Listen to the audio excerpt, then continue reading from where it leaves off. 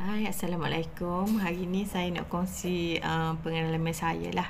Saya sebelum ni ada masalah gastrik, angin, sekok. Tubuh saya akhir jadi letih lah sehari-sehari tu. Kalau gastrik saya tu memang boleh dikatakan kuat jugalah. Dia jadi sakit kepala, sekok.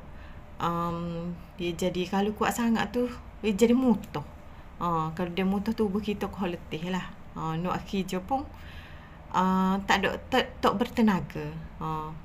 Alhamdulillah hari ni Kak Shiking paksa saya minum kopi manggis ni. Saya sahu dengan burger sebutir, kopi manggis gelas.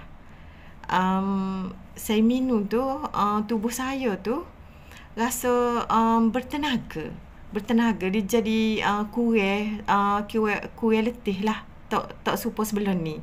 Lepas tu gastrik saya ni saya rasa macam tak serah gastrik lah. Kepala pun tak sakit. Jadi tak muntah, tak pedih hulu hati. Rasa tubuh saya hari ni rasa macam ringan.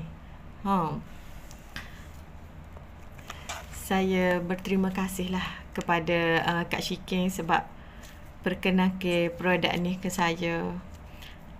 Alhamdulillah lah semua masalah saya dapat diselesaikan lah.